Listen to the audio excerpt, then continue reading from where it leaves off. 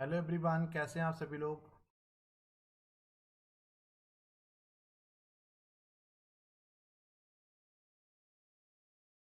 Please join everyone so we can start the today's class. Please join everyone.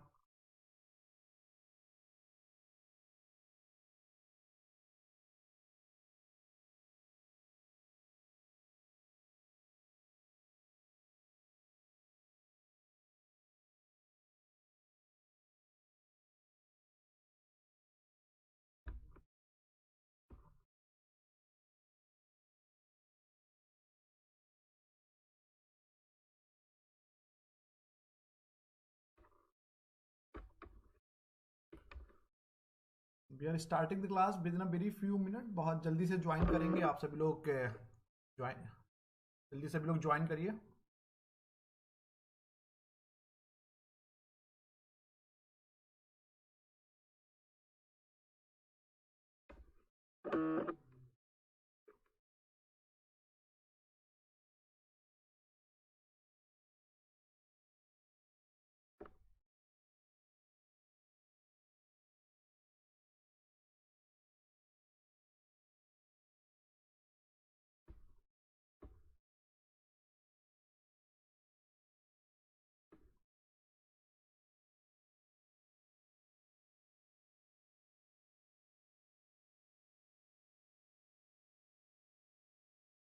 We are starting class. We are start कर रहे हैं अगले 2 minute में। आप सभी लोग जल्दी से ज्वाइन कर लो, बचे हुए लोग सभी लोग।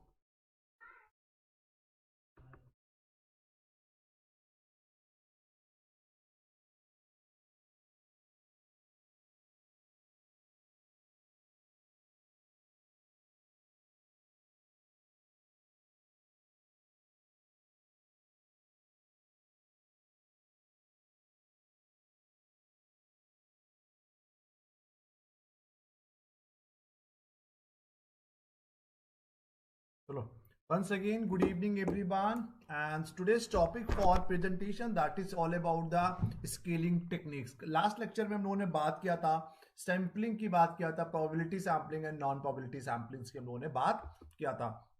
So all those candidates who are joining the very first time, my name is Anubhav Singh. Since last 11 years, I'm taking the classes for UGC NET in Management, Commerce and Economics, and I used to work with India's top teaching and research organizations like IIM Lucknow, Lucknow University, LPU, University Sarda, FMTR, UP Government. Mentored and guidance more than 1,000+ candidates who have successfully qualified to UGC NET in Commerce, Management and Economics. Cracked the UGC NET GRF 5 times in Commerce and Management. Published more than 20 research papers in index journals like Scopus, TR, UGC Key or UGC listed. MBA International Business, MCOM, IB, Economics and PhD Applied Economics.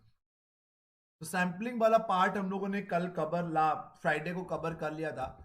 तो ये sampling क्या था, हम लोग क्या क्या बताया था, एक बार फिर देख लीजिए. What is all about sampling, essentials of sampling में रिप्रेजेंटेटिव, एडिक्वेसी, इंडिपेंडेंसी, ठीक है, और होमोजेनिटी, इन्हीं सब चीजों की हम लोगों ने कल बात. यहाँ पर इसको हमने यहाँ पर आपको रैंडमनेस बताया था, आपको याद होगा अच्छे से. तो फिर सैम्पलिंग मेथड्स में probability sampling, non probability sampling, इसको नॉन रैंडम सैम्पलिंग, इसको रैंडम सैम्पलिंग बोलते हैं, ये पूरा बताया था. जजमेंटल सैम्पलिंग और convenience sampling, quota sampling, snowball sampling भी हैव बीन डिस्कस. स्नोबॉल के अलावा सीक्वेंस सैम्पलिंग हमने बताया था. यहाँ पर simple random sampling, systematic random sampling की बात किया था. लॉटरी मेथड्स, स्ट्रेटाफाई सैम्पलिंग बताया आपको, सिस्टमेटिक रैंडम, क्लस्टर सैम्पलिंग बताया था, मल्टी स्टेज सैम्पलिंग की बात किया था हम लोगों ने, मल्टी फेज सैम्पलिंग की भी बात किया था. Today's topic for presentation that is all about the scaling. अभी स्केल और स्केलिंग क्या होता है, दो चीजें होती हैं कि अगर हम लोग बात करें कि before we proceed further, it will worth while to understand the following two terms, measurement और स्केलिंग. मेजरमेंट होता है किसी चीज का मेजरमेंट करना. Measurement is a process of observing and recording the observation that are collected as a part of research. The recording of the observations may be in terms of numbers or other symbols, two characteristics of the objects according to the certain prescribed rules. The respondent characteristics are feeling, attitudes, opinion, etc. The most important aspect of measurement is the specification of the rules for assigning numbers to the characteristics. The rules for assigning number should be standardized and applied uniformity. This must not change over time or object. पहले समझिए, कोई भी चीज हम लोग data जो collect करते हैं वो रॉ डेटा होता है हमारे पास। बोले क्वेश्चनर से कलेक्ट किया, बोले आप कैसे भी जो डेटा कलेक्ट करते हैं उससे पहले आपको एक स्केल जनरेट करना पड़ता है, स्केल बनाना पड़ता है आपको। तो कोई भी चीज हमारे पास में उसको कहीं ना कहीं मेजर करने के लिए उसको हमको कहीं ना कहीं एक सर्टेन स्ट्रीमलाइन चीजें करनी पड़ती हैं, उसके बाद ही फाइनली आप कोई भी चीज को डेटा को एनालिसिस कर सकते हैं। तो डेटा को मेजर हम लोग किस तरीके से करें, ठीक है। तो स्केलिंग और स्केल भी हैव सर्टेन 4 बेसिक स्केल्स होते हैं, nominal scale, ordinal scale, ratio and interval की हम लोग बात करते हैं। उन स्केल को चूज करने के लिए जो टेक्निक यूज किया जाता है उसको स्केलिंग कहा जाता है। Scaling is the assignment of object to the numbers or semantics according to a rules. In scaling, the object are text, statement, usually statement of attitudes, opinions or feelings. तो measurement क्या है कि it is a process of observing and recording the observations that are collected as a part of research. Simple है। The recording of the observations may be in terms of number के में भी हो सकती हैं, वो symbols में भी हो सकती हैं, और characteristics of the objects according to the certain prescribed rule. अगर हम लोग इशूज इन एटीट्यूड मेजरमेंट की बात करेंगे, what is to be observe, measured, who is to be measured, the choice available in the data collection techniques. तो 4 levels हमारे measurement scale की basically होते हैं, नॉमिनल, ऑर्डिनल, इंटरवल और रेशियो। तो इसको हम लोग कहीं ना कहीं एक आगे आपको समझा बताते हैं कि इसको हम लोग 4 बेसिक स्केल्स होते हैं, नॉमिनल, ऑर्डिनल, इंटरवल और रेशियो। इसको हम लोग ऐसे भी डिफाइन करते हैं, आपने देखा होगा कहीं राउंड बना हुआ। तो सबसे पहला हो गया नॉमिनल की बात करेंगे, फिर ऑर्डिनल की, फिर इंटरवल की, फिर रेशियो की हम लोग बात इसमें करते हैं।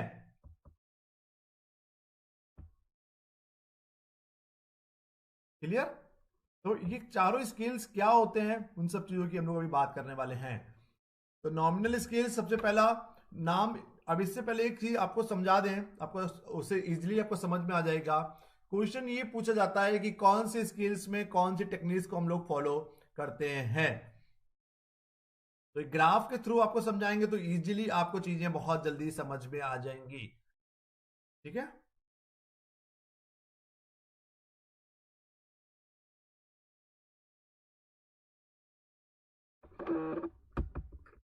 हम लोग बात करें पीछे वाली स्लाइड पे कि नॉमिनल स्किल्स में क्या होता है, अभी चलो आगे बता देंगे, पहले यहाँ पे समझ लीजिए। नॉमिनल स्किल्स जहाँ पे कि एक सबसे लोएस्ट सिग्निफिकेंस होता है, लोएस्ट स्केल होता है नॉमिनल स्केल हमारा, ठीक।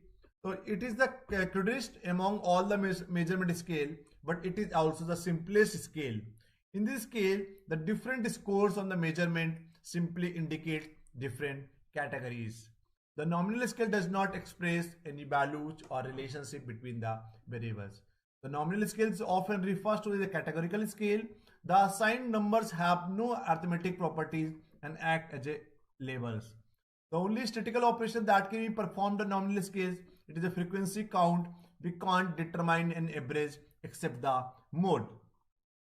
जैसे कि नॉर्मली हम लोग बात करेंगे, आपको याद होगा बच्चों कि नॉमिनल स्केल की जब हम लोग बात करते हैं, नॉमिनल स्केल हम लोग कहां पर यूज करते हैं, जहां पर केवल आइडेंटिफिकेशन ऑफ द डेटा की बात करते हैं, आइडेंटिफिकेशन ऑफ डेटा की बात करते हैं। जो मतलब आधार कार्ड का जो नंबर होता है और पैन कार्ड का जो नंबर होता है, या कॉलेजेस में जब आप पढ़ते हो वो इनरोलमेंट नंबर मिलता है, दैट नंबर का कोई एक्चुअल रियल लाइफ में कोई सिग्निफिकेंस नहीं होता, और on the basis of those number we can not conclude any result. What actually we can do, हम लोग केवल उसे नॉमिनल स्केल से हम लोग केवल एक आइडेंटिफिकेशन ऑफ द डेटा के लिए होता है। जैसे कि बड़ा एक कॉमन एग्जांपल जो सीआर कोठारी किताब में दिया होता है कि बास्केटबॉल या क्रिकेट के जो प्लेयर्स होते हैं उनकी जर्सी के पीछे जो नंबर लिया होता है उसका कोई सिग्निफिकेंस रियल लाइफ में नहीं होता। That number is basically for identification of the individual players. ऐसे आधार कार्ड का एग्जाम्पल आप ले सकते हैं, और इसमें एग्जाम्पल आप पैन कार्ड या इनरोलमेंट नंबर का भी ले सकते हैं। तो नॉमिनल स्केल्स में हम लोग केवल परमिसिबल स्टैटिस्टिक्स की हम लोग बात करें, कौन सी टूल टेक्निक यूज कर सकते हैं, हम लोग इसमें परसेंटेज और मोड केवल यूज कर सकते हैं। तो नॉमिनल स्केल हमारा लीस्ट सिग्निफिकेंस होता है और सबसे सिंपलेस्ट स्केल होता है। ऑर्डिनल स्केल जहां पर रैंकिंग की हम लोग बात करते हैं उसको ऑर्डिनल स्केल कहते हैं. It involve the ranking of the item along the continuum of the characteristics being scaled. In this scale, the items are classified according to the whether they have more or less of characteristics. The main characteristics of the ordinal scale is that categories have a logical or ordered relationship.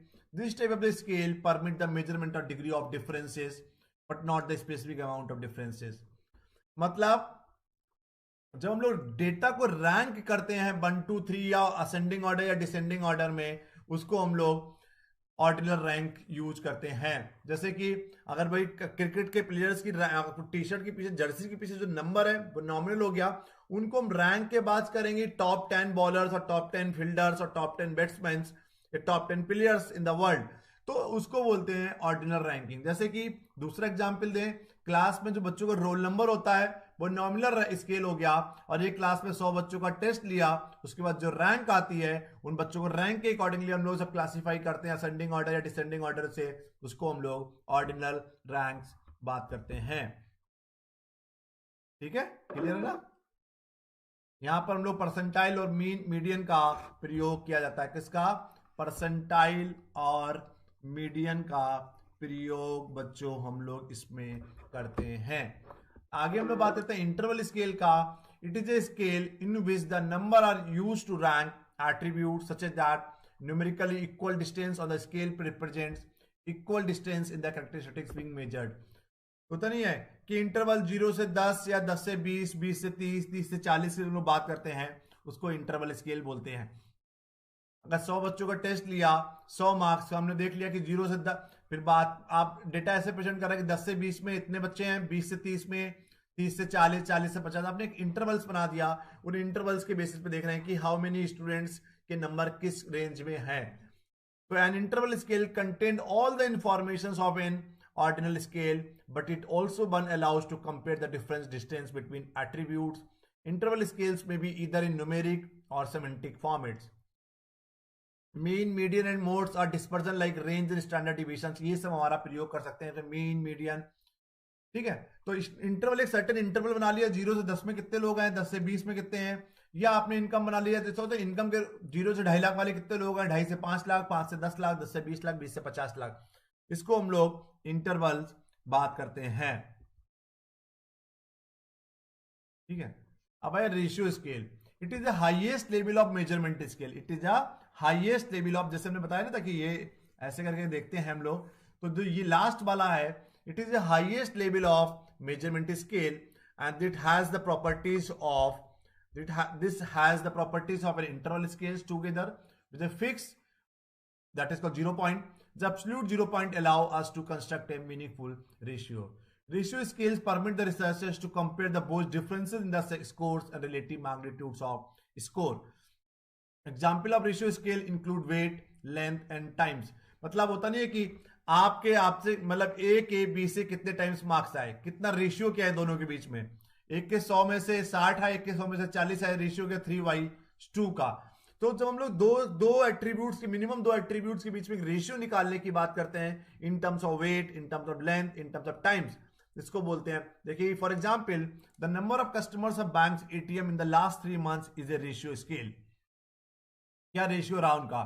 This is because you can compare this with previous 3 month. उससे पिछले 3 महीने के दोनों के बीच में तुलना कर सकते हैं. For example, the difference between 10 and 15 minutes is the same as the difference between the 25 and 30 minutes, and 30 minute is twice as a long 15 minutes. दो वैल्यूज के बीच में जब रेशियो निकालने की कोशिश करते हैं हम लोग, अनुपात निकालने की कोशिश करते हैं, बोले वेट में, लेंथ में, टाइम्स में, ऐसी जगह पर रेशियो स्केल का प्रयोग किया जाता है. It is a highest. यहां पर लोग सभी ज्योमेट्रिक मीन्स की बात करिए, सभी कुछ इसमें जो स्टैटिस्टिकल टेक्निक्स होती हैं वो सब इसमें हम लोग फॉलो कर सकते हैं. तो नॉमिनल, ऑर्डिनल, रेशियो और इंटरवल की हम लोग बात करते हैं. चारों हो गया. नॉमिनल, यहां पे देखिए हम बनाते हैं ऑर्डिनल, रेशियो और इंटरवल. ठीक. तो नॉमिनल हमारा काय का होता है, ये होता है हमारा identification and classifying the objective. अगर बनाना है बना लीजिए ऐसे, identify and classify the objective. तो ऑर्डिनल की बात करते हैं, indicate the relative, indicate the relative positions, यहां पर इंटरवल, यहां पर रेशियो लिख लीजिए। तो इंटरवल की बात करते हैं, it's indicate the differences, indicate the differences and और हम अगर वही उसकी बात करते हैं, रेशियो स्केल की बात करेंगे हम लोग, ठीक है, it's indicate the ratio, indicate the ratio scale में इंडिकेट द रेशियो। तो नॉमिनल स्केल में identification the classify the objective, जो भी होता है डेटा आइडेंटिफिकेशन के लिए हम लोग नॉमिनल स्केल्स का प्रयोग करते हैं। जैसे आधार कार्ड का नंबर है, उस नंबर को सिग्निफिकेंस नहीं निकाल सकते, बट सिग्निफिकेंस उसका ये है कि this Aadhaar card is allocated to the these many peoples, इस इंसान को एलोकेट किया। पैन कार्ड का नंबर हो गया, कॉलेज में इनरोलमेंट नंबर हो गया, क्लास में रोल नंबर हो गया। भाई ऑर्डिनल स्केल की बात करते हैं, इंडिकेट द रिलेटिव पोजीशन की हम लोग बात करते हैं। यहाँ पर इसमें आई इंटरवल में हम लोग आइडेंटिफाई द डिफरेंसेस की बात करते हैं, इंडिकेट द डिफरेंसेस की बात करते हैं, इसमें इंडिकेट द रेशियो की बात करते हैं। तो this is all about the basics of scaling. अभी आगे और बताएंगे, यहां तक कोई डाउट हो तो बताइए। बेसिक चारों स्केल में कोई डाउट हो बताइए जल्दी से।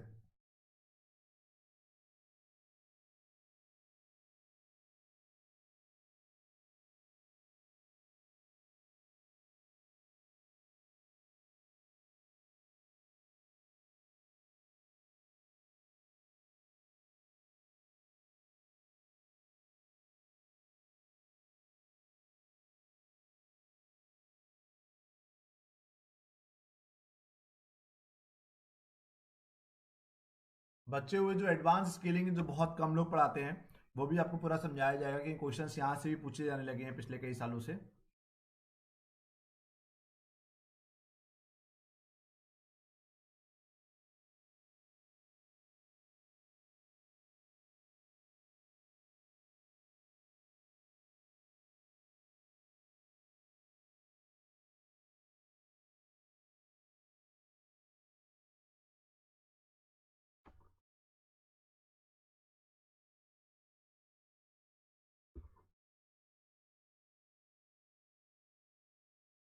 किसी को किसी प्रकार का कोई डाउट हो जल्दी से पूछिए, ताकि क्लास को मतलब आगे स्टार्ट करें हम लोग। यहाँ तक nominal ordinal ratio interval basic nominal identification में डेटा की बात करते हैं, ऑर्डिनल रैंकिंग की बात करते हैं। वो इंटरवल इंडिकेट द डिफरेंसेस होता है, और रेशियो में इंडिकेट द रेशियो की बात हम लोग करते हैं। तो आपको कोई डाउट हो तो प्लीज बताइए।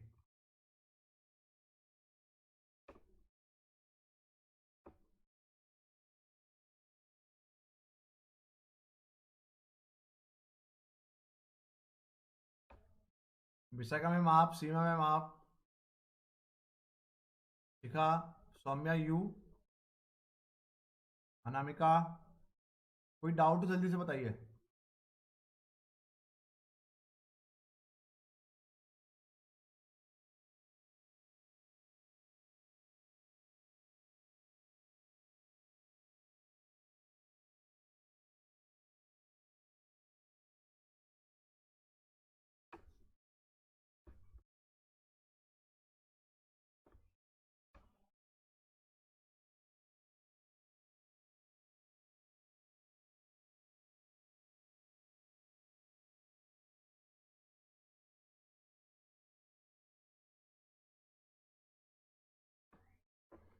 चलिए, टाइप्स ऑफ स्केलिंग टेक्निक्स में हमारी स्केलिंग टेक्निक्स में कॉम्परेटिव स्केल्स होते हैं, नॉन कॉम्परेटिव स्केल्स होते हैं। इसमें कुछ आपको समझने वाले इंपॉर्टेंट इंपॉर्टेंट बता देंगे आपको, और नोट्स आप दे देंगे। वैसे सारे आप लोग, कुछ लोगों के ये जो मैनेजमेंट के स्टूडेंट्स हैं उन्हीं के लिए सब कहीं ना कहीं ये जो मार्केटिंग पढ़ते हैं वहीं पे ये यूज होते हैं। अदरवाइज सारे स्किल्स सारे जगह यूज नहीं होते, बस मार्केटिंग में सारे स्किल्स को हम लोग प्रयोग करते हैं। कॉम्पिटिटिव स्किल्स में paired comparison, rank order, constant sum in Q sort की बात करते हैं। नॉन कॉम्पिटिटिव को further divide into parts, continuous rating scale and itemise rating scales की बात करते हैं। कॉन्टिन्यूस में हमारा कुछ नहीं होता, आइटमाइज में हमारा 3 Likert scale, semantic differential scale और स्टेपल स्केल्स की हम लोग इसमें बात करते हैं। तो पहला आ गया हमारा कॉम्पिटिटिव स्केल। कॉम्पिटिटिव स्केल्स में 4 हमने बताया कि आपस में ऐसी स्केलिंग जहां पे आपस में तुलना करते हैं। In a competitive scaling the respondent is asked to compare one object with the another. The competitive scales can further be divided into the following 4 types of scaling techniques: paired comparison, rank order, constant sum and Q sort. कई बार तो question यही पूछ लिया कि competitive scales कौन से होते हैं, नॉन कॉम्पिटिटिव स्केल्स कौन से। कॉम्पिटिटिव में आपस में जो तुलना करते हैं दो या दो से ज्यादा ऑब्जेक्ट्स की, ऐसे स्केल्स को कॉम्पिटिटिव स्केल्स कहा जाता है। पहला हो गया पेयर्ड कंपैरिजन, मतलब तुलना कर रहे हैं आपस में। तो this is a competitive scales technique in which A respondent is presented with the two object at A time. एक समय में रिस्पोंडेंट के सामने दो ऑब्जेक्ट प्रेजेंट किए जाते हैं and asked to select one object according to the some criteria. The data obtained are ordinal in nature. For example, there are 4 types of cold drink: Coke, PepsiCo, Sprite, and Limca. The respondent can prefer PepsiCo to Coke or Coke to Sprite. तो इसमें हमने दो से ज्यादा चीजों की जब आपस में तुलना करते हैं, वहां पर हम लोग पेयर्ड कंपैरिजंस का प्रयोग करते हैं। देखिए यहाँ पे कि आपको टिक करना है, यहाँ एक तरफ ब्रांड लगी है कि जहां पे भी और ऊपर number of times preferred, Coke 2 bar prefer करा, पेप्सिको 3 बार प्रीफर करा, स्प्राइट 1 बार और लिम्का 0 बार। तो अगर 6 लोगों से हमने फिल करवाया तो दो या दो से ज्यादा ऑब्जेक्ट से तुलना करते हैं on the basis of certain criteria. ऐसी जगह पर पेयर्ड कंपैरिजंस स्केल का प्रयोग किया जाता है। रैंक ऑर्डर स्केल की हम लोग बात करेंगे कि जितने भी हमारे पास चीजें हैं, जितने ऑब्जेक्ट, जितनी भी ब्रांड्स हैं, जितने भी आइटम्स, उनको आपस में रैंक करना, उसको रैंक ऑर्डर स्केल का प्रयोग किया जाता है। This is another type of competitive scaling technique in which respondent are presented with several item simultaneously and asked to rank them in order of priority. This is an ordinal scale that describe the favoured and unfavoured object but does not reveal the distance between the object. The resultant data in rank order in our ordinal data. This yields better result when direct comparisons are required between the given objects. यहाँ पे देखिए आपके पास 4 options हैं, Coke, PepsiCo, Limca और Sprite. आपको ranking करना है 1 2 3 4 के अकॉर्डिंगली। तो जिसको फर्स्ट रैंक दे रहा है इसका मतलब उसको ज्यादा प्रीफर कर रहा है, सेकंड रैंक को कम, थर्ड को कम और फोर्थ को बिल्कुल प्रीफर नहीं कर रहा है। तो rank should not be repetitive in nature. आप 4 चीजें से उसमें चारों को एक रैंक नहीं देंगे आप, ठीक है। तो सेम नंबर याद रखिएगा, ये क्वेश्चन पूछा गया है कि रैंक ऑर्डर में can be give the repetitive ranks in some other objects. No, same rank नहीं होगी। 2 बच्चे फर्स्ट क्लास नहीं आएंगे, एक ही बच्चा फर्स्ट क्लास आएगा, ठीक है। तो एक का फर्स्ट होगा तो सेकंड का सेकंड, फिर थर्ड, फोर्थ, फिफ्थ, सिक्स्थ। तो जो भी क्राइटेरिया चूज कर रहे हैं, तो 2 या 2 से ज्यादा ऑब्जेक्ट को हम लोग रैंक के अकॉर्डिंगली चूज करते हैं। आपने क्वेश्चन पूछ लिया कि which cold drink do you like the most, आपने 4-5 ऑप्शन दे दिया, बोले फिर रैंक करना है इसको, तो उसको बोलते हैं रैंक ऑर्डर। कांस्टेंट सम होता है, in this scale the respondent are asked to allocate a constant sum of units such as point, rupees और chips among its set of stimulus objects with respect to the some criteria। अभी आगे बताएंगे, समझ में आएगा। For example, you may wish to determine how important the attributes of prices, fragrance, packaging, cleaning power, and leather of detergent are to the consumer. Respondent might be asked to divide a constant sum to indicate the relative importance of the attributes. The advantage of this technique is saving the time. However, main disadvantage are the respondent may allocate more or fewer points that are those specified. Second problem is respondent might be confuse. मतलब कोई product है तो मान लीजिए उसको आपने अपने total आपको 100 पॉइंट दे दिए, एट्रीब्यूट दे दिए 6, तो इसको पूरे को डिवाइड करेंगे। इसमें एट्रीब्यूट्स कुछ भी हो सकते हैं, प्राइस, क्वालिटी, फ्रेगनेंस। अगर भाई हम लोग सर्व की बात करें या कोई टेस्ट खाने की बात है, जैसे डोमिनोज है, अगर हम लोग डोमिनोज का अगर वो कर रहे हैं तो इसमें प्राइसिंग की बात कर लिया, क्वालिटी की बात कर लिया, रेस्टोरेंट के एम्बियंस की बात कर लिया, डिलीवरी की बात कर लिया, सर्विसेज की बात कर लिया, ठीक है, फीचर्स की बात कर लिया। तो पूरे 100 नंबर आपको इसको एलोकेट करने हैं। तो अगर मान लीजिए जिसपे ज्यादा आप, जो चीज आपको ज्यादा पसंद होगी उसको ज्यादा नंबर देंगे, 30, 15, 15, 20, तो मैक्सिमम 100 नंबर आपको एलोकेट करना है। इसको बोलते हैं कांस्टेंट सम। टोटल सम का certain attributes who have to be allocate to the across the all the characteristics whatever you have made, whatever you have included in your questionnaire. तो एक certain, अगर एक प्रोडक्ट के अंदर ही आप कोई कंपैरिजन करना चाह रहे हैं, उसके प्राइस की, लोग क्यों आपका प्रोडक्ट खरीदें, price, fragrance, packaging, cleaning power, तो टोटल 100 पॉइंट को एलोकेट कर रहे हैं, तो ज्यादा पॉइंट उसी को एलोकेट करेंगे जो ज्यादा इंपॉर्टेंट होगी, जो कस्टमर जिससे ज्यादा डिलाइटफुल फील होगा उसको आप ज्यादा मार्क्स देंगे। फिर नेक्स्ट हो गया non competitive skills. Non competitive skills में दो है, continuous rating skills and itemised. Continuous rating scale होता है, ये सिंपल स्केल है, आपको समझ में आ रहा हो देख के। It is a very simple and highly useful. In a continuous rating scale, the respondent rate the object by placing a mark at the appropriate positions on a continuous line that runs from one extreme of the criteria variable to the other. How would you rate the TV advertisement as a guide for buying? मतलब जो television का advertisement होता है उससे आप कितना प्रभावित होते हैं, उससे उसको कैसे रेट करेंगे, कोई भी चीज खरीदने के लिए वो आपको गाइड करता नहीं करता। तो एक स्केल बना दिया, 10 मार्क्स इज स्ट्रांगली अग्री या 0 marks is for strongly disagree. तो किसी भी चीज को आपको कोई रेट करना है, किसी चीज को आपको उसके बताना है आपको, तो एक सर्टेन स्केल बना हुआ है। अगर मान लिया 5 पर टिक कर रहे हैं तो इसमें न्यूट्रल है। यहां पर ये 10 इज स्ट्रांगली अग्री, ये हो सकता है हमारा अग्री हो सकता है 8 वाला, ये 3 वाला हो सकता है डिसअग्री। तो somebody is putting on the 8 पे क्लिक कर रहा है, इसका मतलब वो अग्री है। अगर कोई 3 पे क्लिक कर 2 पे या 3 पे क्लिक कर रहा है वो डिसअग्री है। अगर 0 पे कर रहा है तो स्ट्रांगली डिसअग्री, 10 पे कर रहा है स्ट्रांगली अग्री। अगर 5 पे कोई टिक कर रहा है तो वो न्यूट्रल है, उसको कोई फर्क नहीं पड़ता। तो कंटिन्यूस रेटिंग स्केल में कंटिन्यूस स्केल होगा 0 से 5 का या 0 से 10 का, उसके बीच में आपको जो ग्राफिकली प्रेजेंट होगा उसको आप क्या करेंगे, टिक करेंगे, उससे आप एक कंक्लूसिव परिणाम निकाल सकते हैं। जैसे कि देखिए, how would you rate the TV advertisement as a guide for buying? Type A strongly agree, strongly disagree.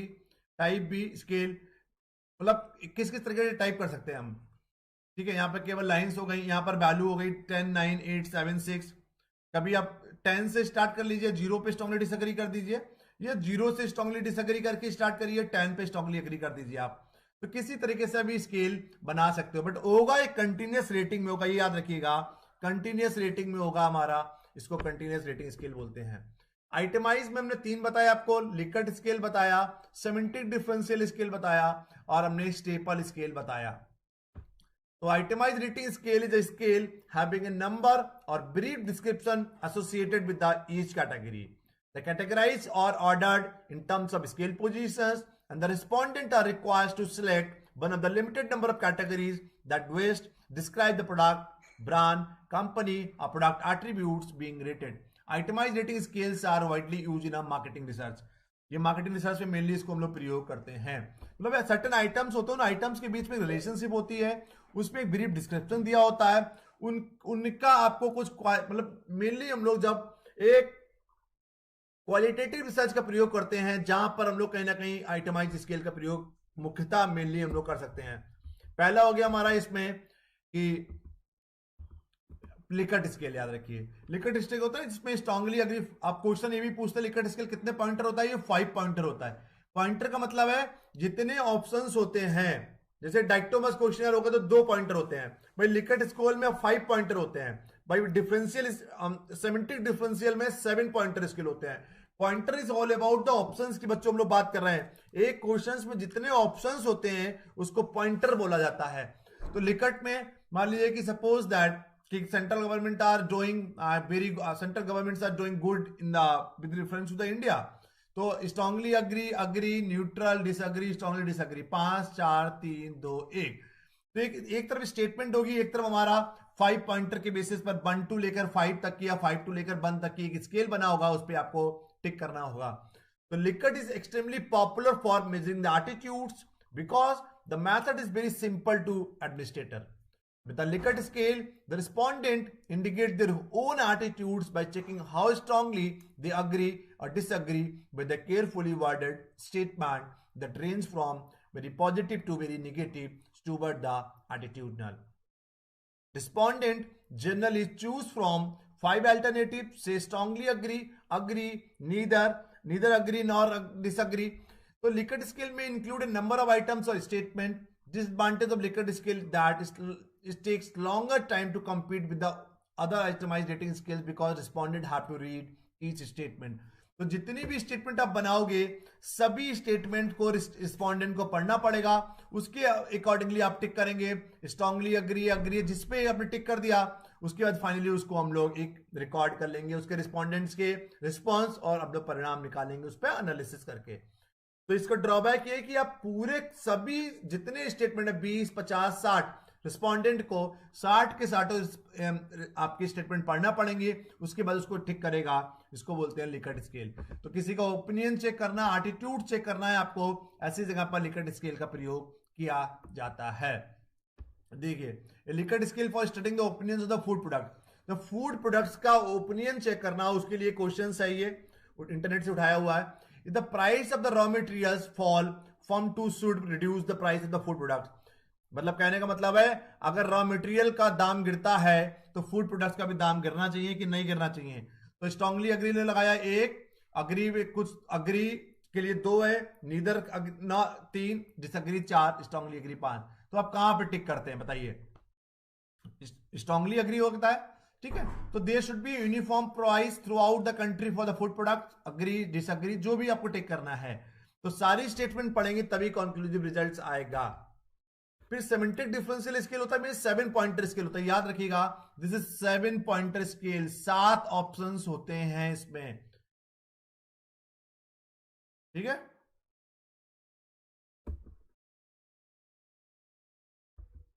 There is a 7 point rating scale with the end point associated with the bipolar label such as good and bad, complex and simple that have semantic meaning.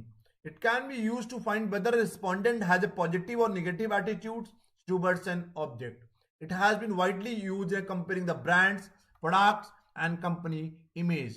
It has been used to develop the advertising and promotion strategies. ठीक है। तो आपको टिक करना है 3+, आप इसको +3 से लेकर माइनस, लेकिन ऑप्शंस आती हैं देखिए 1, 2, 3, 4, 5, 6, 7, यूजफुल, यूजलेस, अट्रैक्टिव, अनअट्रैक्टिव। इसीलिए इसको बाइपोलर बोलते हैं हम लोग, बाइपोलर स्केल भी बोला जाता है। इसको क्वेश्चन आया हुआ है कि बाइपोलर स्केल कौन सा होता है। एक तरफ हमारा पॉजिटिव होगा तो उसके अपोजिट में बिल्कुल एक्सट्रीम नेगेटिव होगा। Attractive, unattractive, passive, active, beneficial, harmful, interesting, boring, dull, sharp, pleasant, unpleasant, cold, hot, good, bad, likeable, unlikeable, ठीक है। तो आप कहीं पर भी इसमें टिक कर सकते हैं, एक ही जगह पर एक में एक ही पे टिक करेंगे आप, क्लियर। फिर staple scale. Staple scale 10 pointer होता है, नोट कर लीजिए, क्वेश्चन इसी से यूजीसी में सिंपल क्वेश्चन इससे पूछा था। 10 पॉइंटर स्केल होता है, इसको फीडबैक में प्रयोग करते हैं, फीडबैक लेने में प्रयोग किया जाता है। The Stapel scale was originally developed to measure the direction and intensity of attitude simultaneously. Modern version of the Stapel scale places a single adjective as a substitute for a semantic differential when it is difficult to create pairs or bipolar objective. The modified staple scales place a single adjective in center of the or even number of numerical values. तो 1 से लेकर 10 तक की इसमें scales होते हैं। Mainly इसको हम लोग किसी भी चीज का फीडबैक लेना चाहते हैं, कहीं गाड़ी की सर्विस कराने गए, रेस्टोरेंट में खाना खाने गए, सर्विसेज के लिए जो स्केल यूज किया जाता है फीडबैक लेने के लिए सर्विस इंडस्ट्रीज में, उसको स्टेपल स्केल कहा जाता है, ठीक है। तो this is all about the basics of scaling technique. कोई डाउट हो तो बताइए।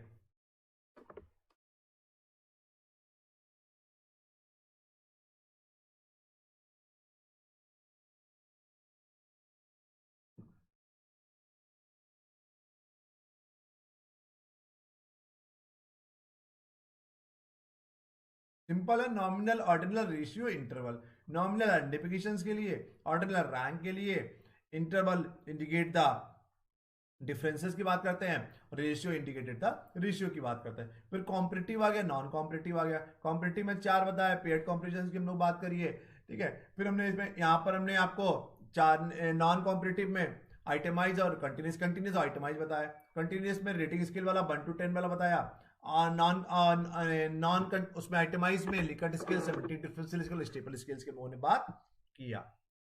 कोई डाउट तो जल्दी से बताइए।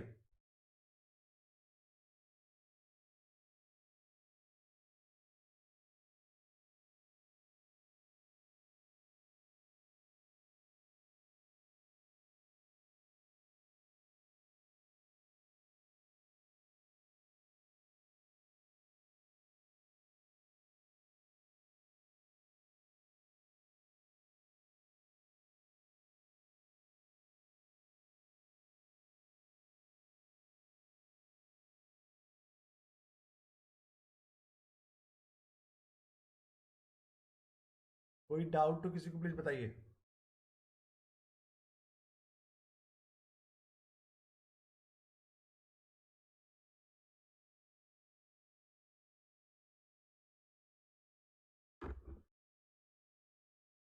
So once again, thank you so much for joining. Goodbye. Take care.